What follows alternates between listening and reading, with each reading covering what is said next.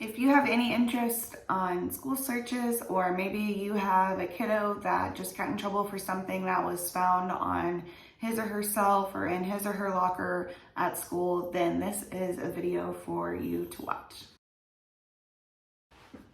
Happy Friday, everybody, and happy holidays. I am Ashley Saenz. I'm an associate attorney here at Juvenile Law Office, and I'm going to be talking a little bit about school searches, which generally end up in the realm of juvenile law. So just to give you a little background, a school peace officer that works for the independent school district does have the authority to take a child into custody. They are given that authority under the education code.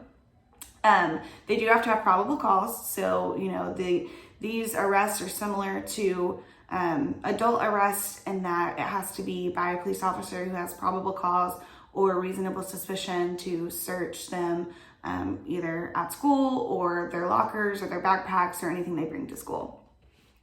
The United States Supreme Court has held that these school searches are valid.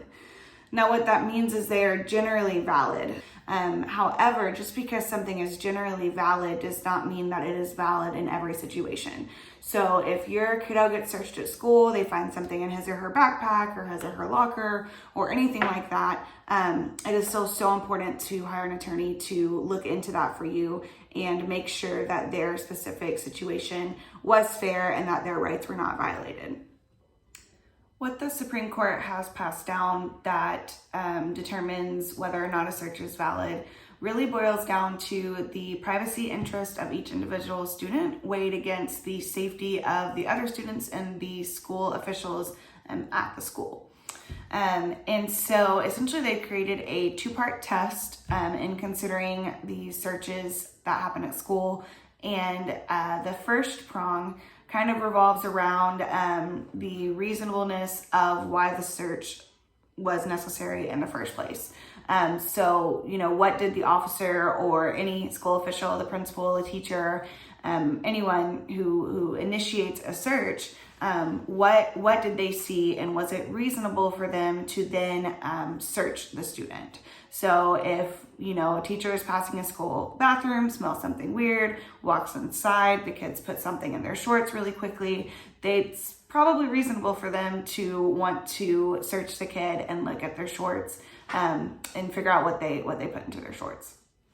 The second prong is kind of revolves around if the reason the actual search was performed, if this stayed within the scope of that.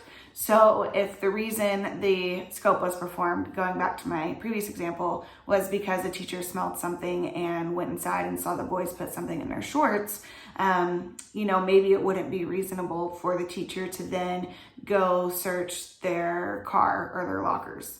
Another example, if there's a school official that's suspicious of a child skipping school, it's probably not reasonable for them to go search their locker because they think he's skipping school. Unless they have evidence that they have a handgun at school or drugs or anything of that nature, there really shouldn't be a valid reason for them to go look around in the student's locker and everything. With that being said, I know drug dogs